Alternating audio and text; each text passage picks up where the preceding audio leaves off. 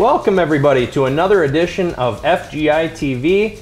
My name is Jeff Bergerson. My screen name on daily sites is JT Bergerson. Joined as always by my partner Zach Turcott. His screen name is Mysteriously on daily sites. 1 week in the books of the fall season, Zachary, and it was quite a fun week actually. Yeah, what'd you think? Not bad. Overall, pretty good. We saw a lot of bigger names that did end up missing the cut. It didn't really affect us too much, though. I think most of our picks did so well at the top. A lot of the stronger performers, and especially a lot of the web.com guys that we had mentioned, particularly in the sleeper article that we put out, which hopefully everybody got a chance to read for those 10 names, because those guys definitely added a lot of punch to the lineups, I think, across the board. Those guys killed it in that article. Myself, yourself, our statistician, everybody that we talked to really crushed it in the cash games. We had a couple of nice results with the GPPs. It was a little bit difficult to get 6 of 6 through, just with a lot of those bigger names that ended up missing the cut. But overall, really successful first week, particularly for the fall season. I was really happy with that. And I think moving forward, now that we've seen what some of these guys, these newer players have, we'll probably be able to advance our bankrolls, play a little bit more like what we're used to. And I think you had a pretty good result in one of the events. What was that? I did. I was fortunate enough to win the King of the Hill qualifier this week. So I will be taking on Sammy Knoll in Heads Up next week. Who's that? No, some of you might have seen his name. Maybe you've heard of him before on DFS sites. Yeah, but he was actually the first player who won $1 million in the NFL's Millionaire Maker contest last season. So he's done a little bit in his time on fantasy sports. It's a pretty cool contest. It's heads up, so we'll play, the winner wins $5,000, and then we'll advance to next week to play another person who qualifies this week for another $5,000. As long as you keep winning heads up, you can keep going and accumulate. So that's the goal. You get a big prize there if you end up. I think 2 wins is kind of the leader right now. Yeah. What happens if you're the winner and you are the most? So DraftKings has this special golf contest prize that says they'll take you on a golf trip and then ask for your input in their golf contest, which would be awesome because I got a lot of input for you, DraftKings. Trust me, I got a lot of input. So hopefully, let's not get ahead of ourselves, but we got to win this week, and it should be interesting. It should be a good contest. If none of you have tried the qualifiers, they're pretty cool. You can get in for $27 is a buy-in, so it's pretty reasonable, and if you win the thing, you get a ticket. So I'm excited. 5,000 a week wouldn't be too bad. No. Just do that for the rest of the season, you'll be all right. Right. We just got to keep winning heads-up matches against very highly skilled players in DFS. So no problem. We'll do it. Before we get into your favorite segment, Shot of the Week, hold on right there, sir. We're going to roll out a new tool this week, the ownership prediction percentage tool on our site. We talk about how important it is to know the ownership percentage of guys and structure your rosters, GPPs especially, and have guys that are owned by under 5% of the field. It's absolutely crucial. We saw it again this week. The guys who won the major GPPs had guys who were under 5% in their roster. Yep. So what we do is Zach and I go through every single player in the field and we put what percentage we think the ownership is going to be on them. We're pretty darn accurate. I looked at the results last week. We might be off on some guys occasionally, but we have pretty good experience. But what's cool about the tool is you can utilize it too. You can put in what you think the percentages will be. So if you play in a particular contest and you know exactly, put yours in there and average them out and see what you come up with. It's a real interactive tool and something that we think will help a lot in building your GPPs. It's going to take a while for you to get good at it. I mean, it wasn't something where immediately we were able to project 150 players in the field real precisely, but we've been doing it since the start of last season. And as you go along, you're going to get better and better at it. Obviously, there's probably 70 to 80 guys that are completely unplayable. They're going to be 1% or 0%. That makes it pretty easy. And the more you start to do this, the more you're going to observe the actual contest. So instead of looking at just a handful of the really highly owned guys, you might notice, wow, Koepka's really highly owned, Thomas is really highly owned, but you're not necessarily paying attention to some of the other ones.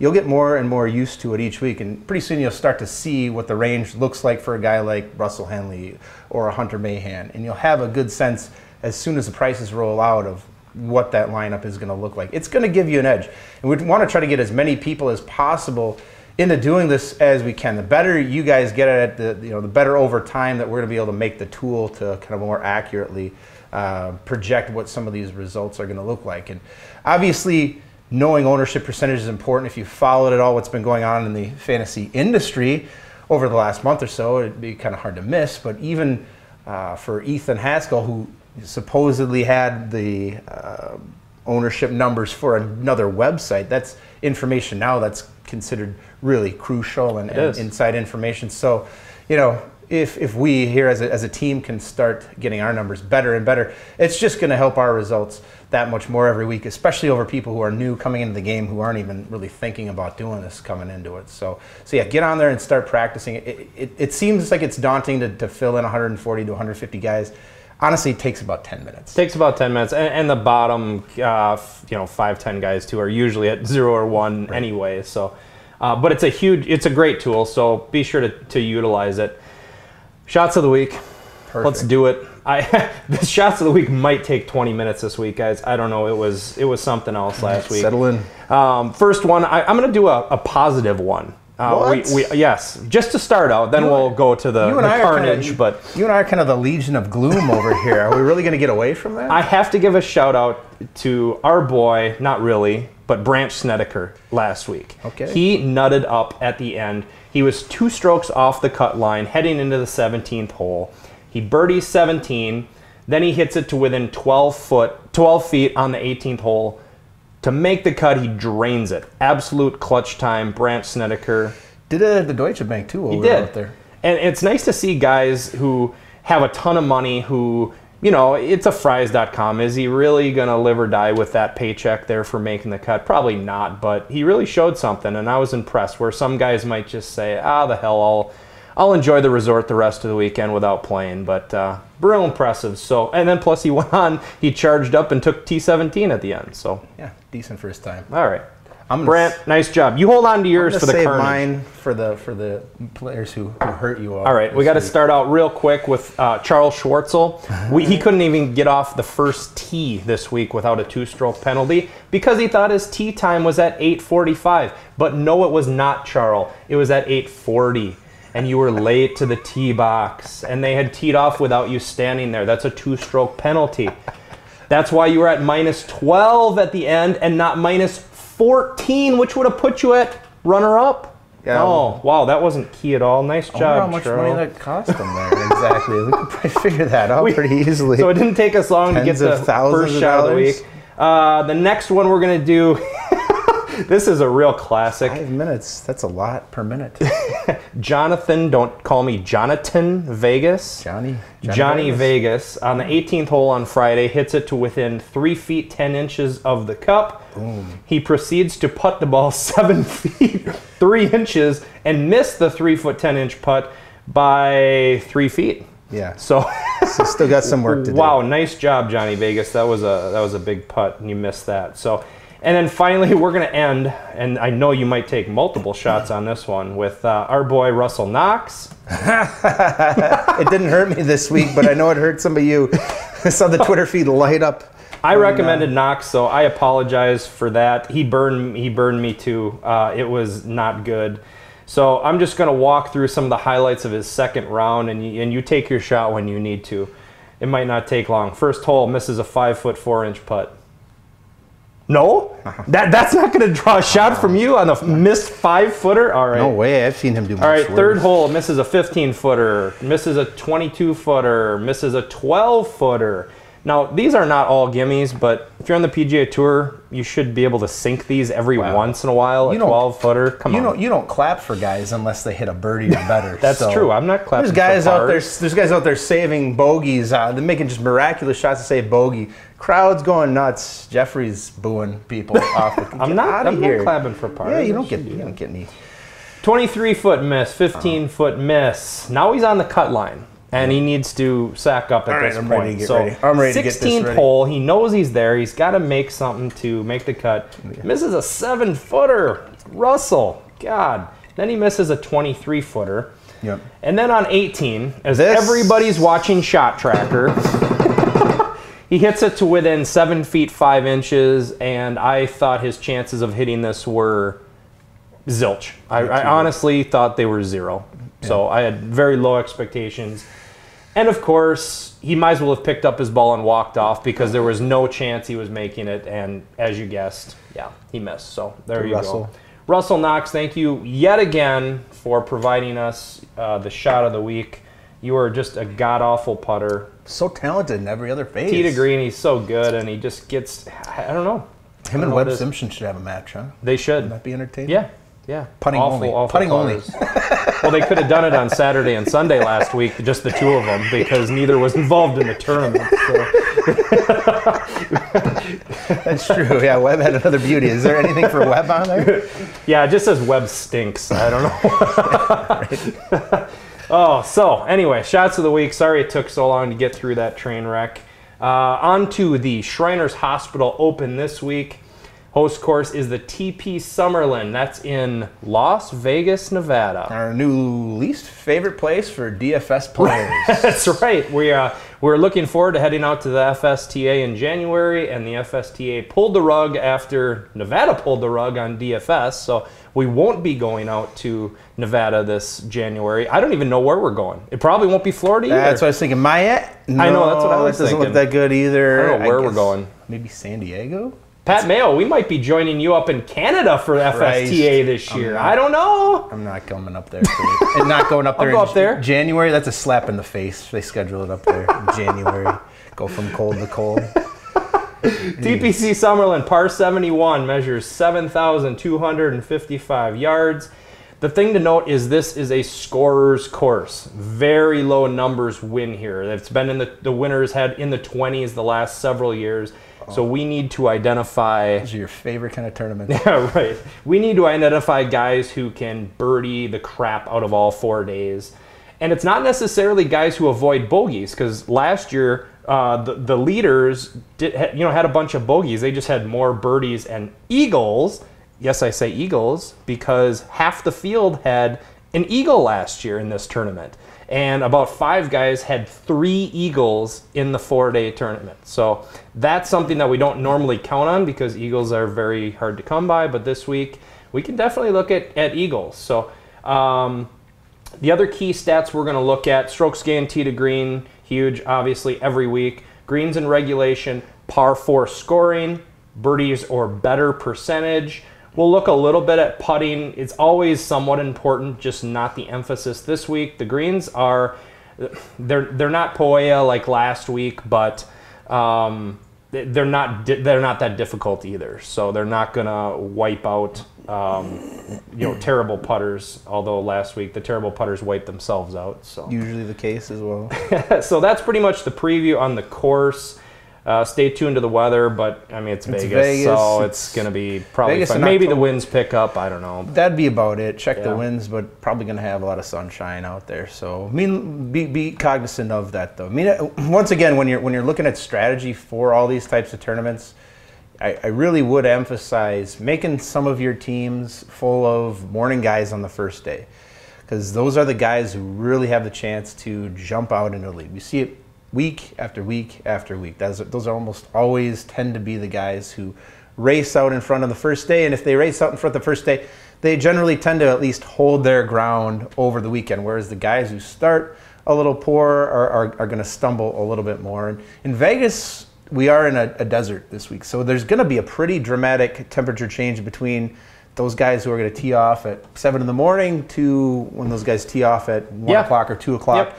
In the afternoon. So the course will play quite a bit differently between a morning tee time versus an afternoon tee time. So give yourself a little bit of an edge. Just make like 25 to 30% of your teams all Thursday morning kind of squads. It may not matter either way, but you're going to play your core guys either way, so you might as well take advantage of it if it ends up becoming a factor, and it has so many times. So. Another thing I found in my research is Las Vegas guys actually do quite well on this course, and I don't know what the correlation is. Maybe it's the heat, maybe it's the elevation, which is somewhat high. So I don't know. So take a look at your Vegas guys. In my column, I mentioned a couple guys in the recommendations this week. So keep it quiet. Check those out for premium members only. Don't share with too many people. Let's start at the top, Zachary.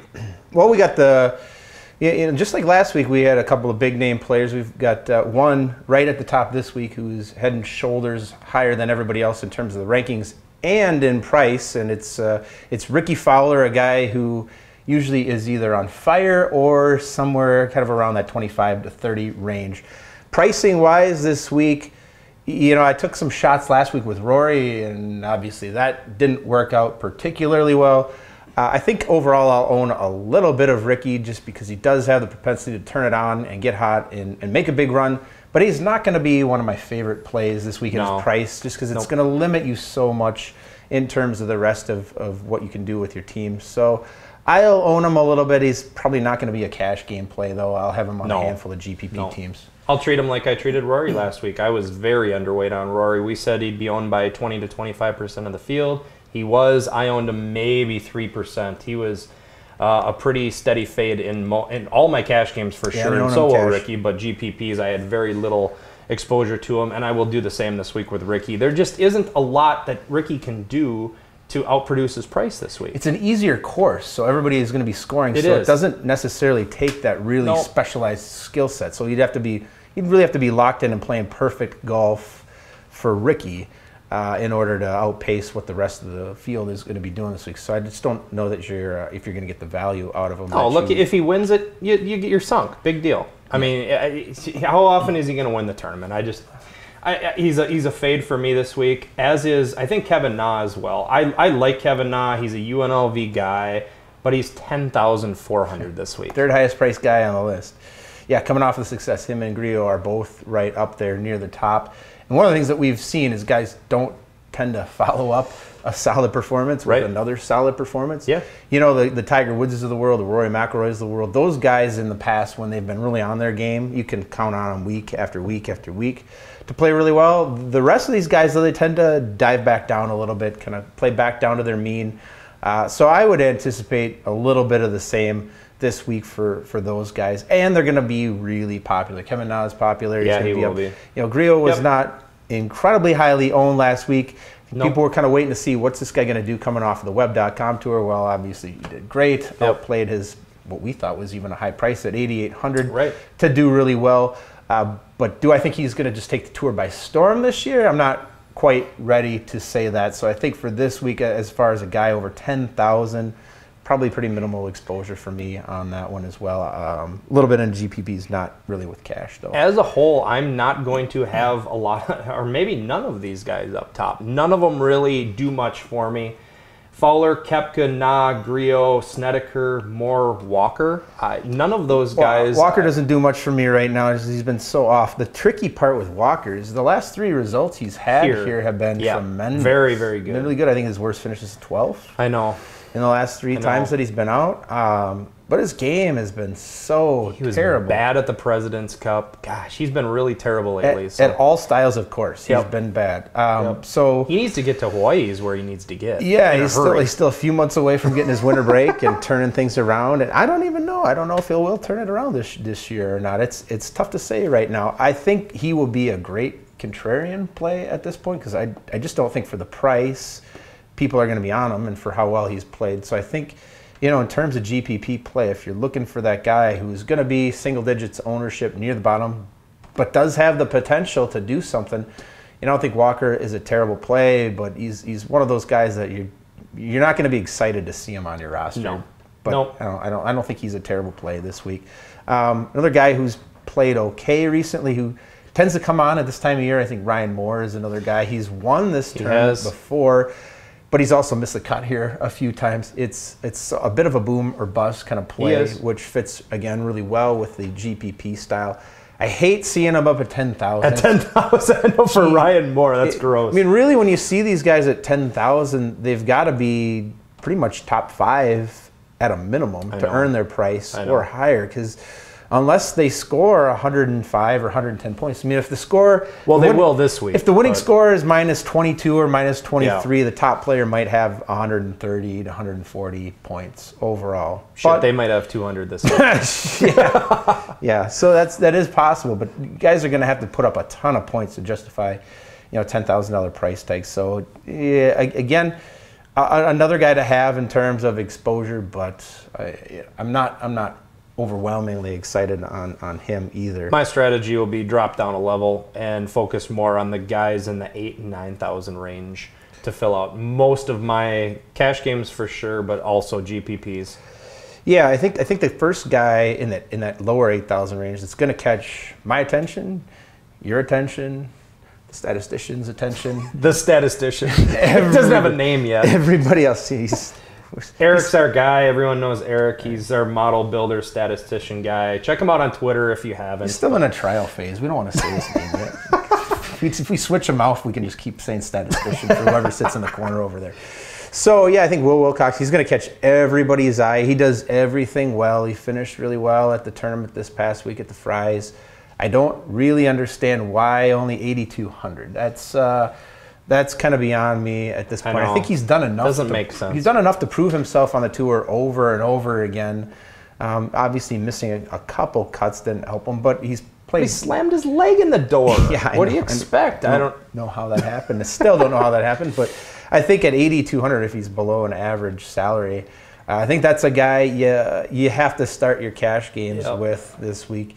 GPP, it's going to be really high ownership. That could be a decent strategy fade there. And I could see a cash game play and a GPP fade on him this week because he will be owned by 30% or more of the field for GPPs. So not as excited because you're just not going to get as much bang for your buck if he does play well that week. So, I don't know about Wilcox down there. Another guy in the 8,000 range that we talked about who people tend to not take outside of Brett Favre guy and a lot of his games is Nick Watney. Yeah, and he takes them every week. So, Watney's a guy who's played really well here. Good tournament history from Nevada. Yep. Yeah, and it's another guy that I think could do pretty well. He doesn't get a lot of attention. He hasn't really had the high finishes this year, but we know he's got that capability. Yep. At 8,600.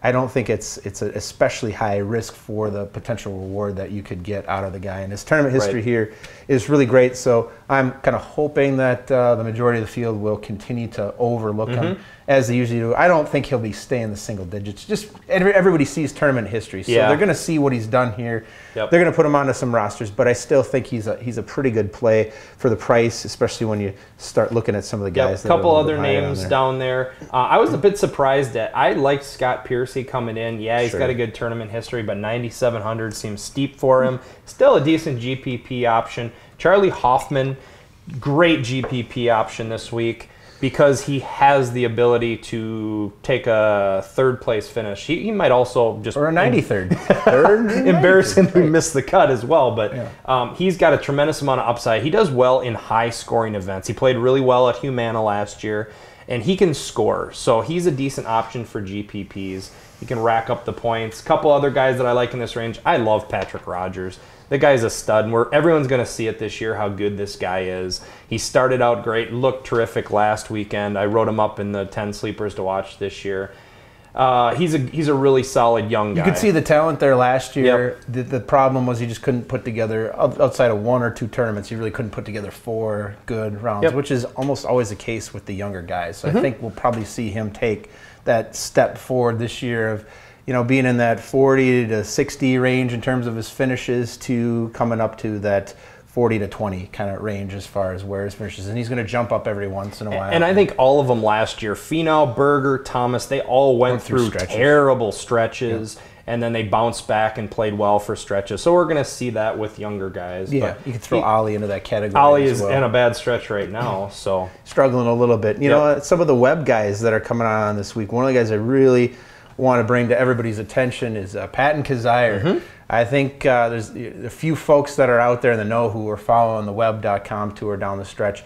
They're excited about this. Everybody was kind of waiting last week. Where is he? Why is he playing this week? He was getting married. He had worse things to do. Yeah, exactly. So instead of making $1 million, he probably gave away several million.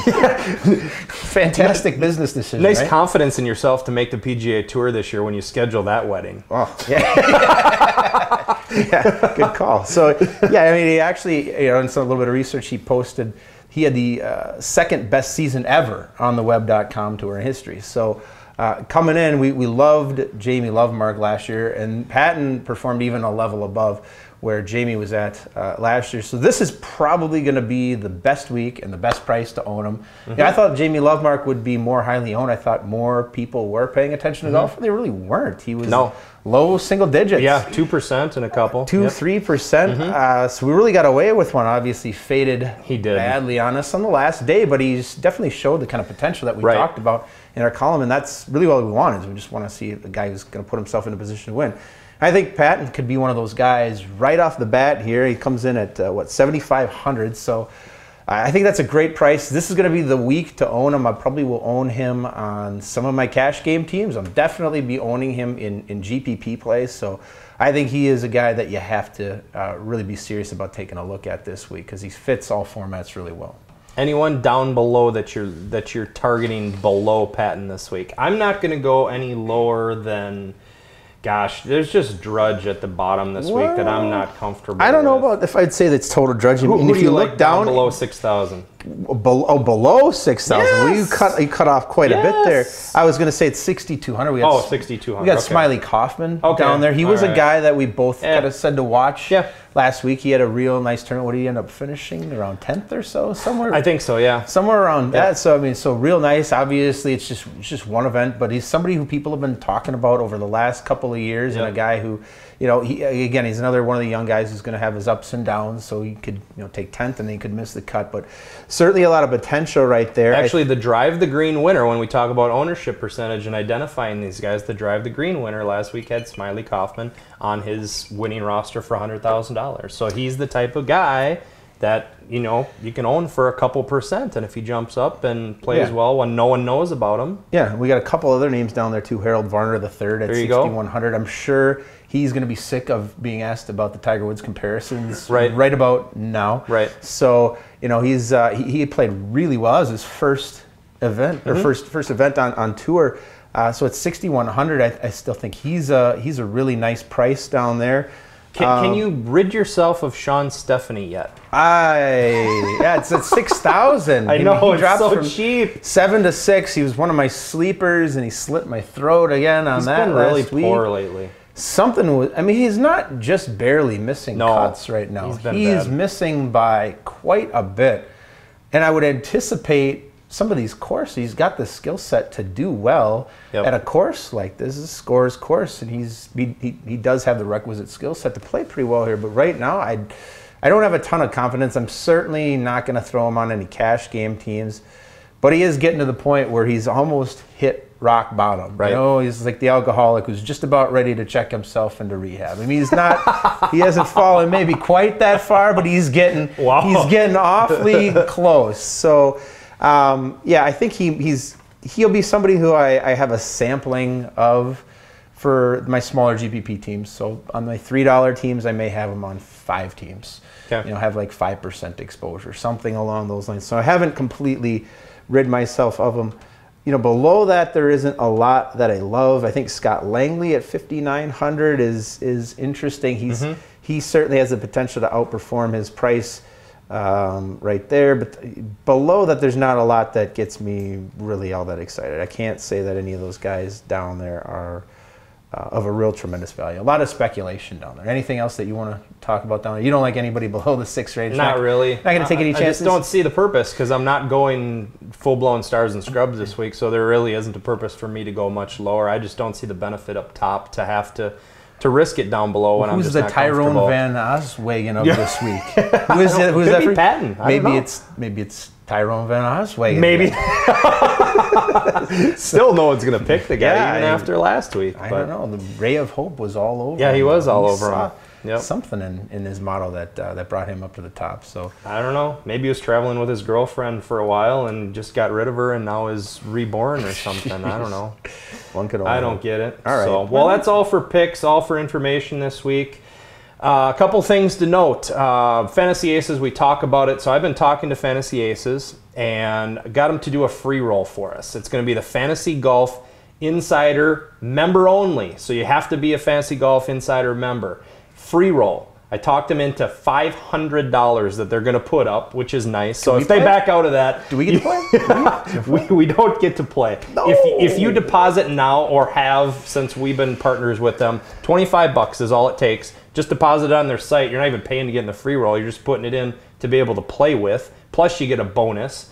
You're eligible for the $500 free roll, and I don't know how many people will get in. It's going to be for the WGC, so that's in 3 weeks, right? Or is it in 2 weeks now? No, 3 weeks. 3 weeks. So it's the first week in November, I believe. So get excited for that. Check it out. I'm going to get a banner up on our articles soon.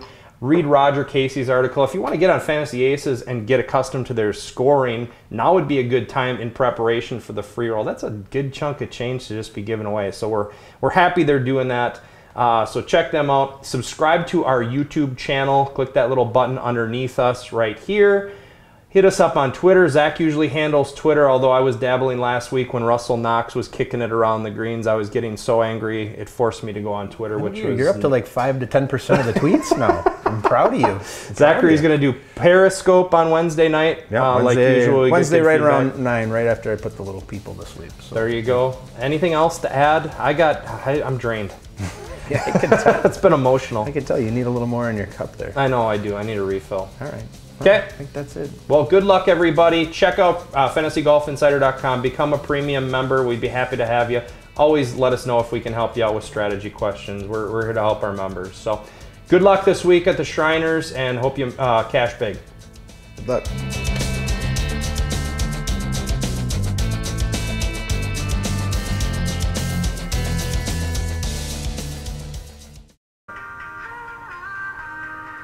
Oh, they're a 2-hit wonder. Where were they? You haven't heard this? Yes, I know this song. They're at the Varsity. Oh, Varsity. And they did. They had the opening act chick. She came on. She sang the lady part. Oh.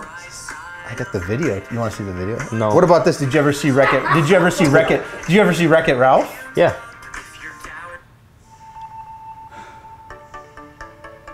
Oh. They're a 3-hit wonder. Were these their encore songs, or the whole show? Just upbeat and this is fun. Good. Yeah, you start playing Fireflies, you're like, ooh, this is nice.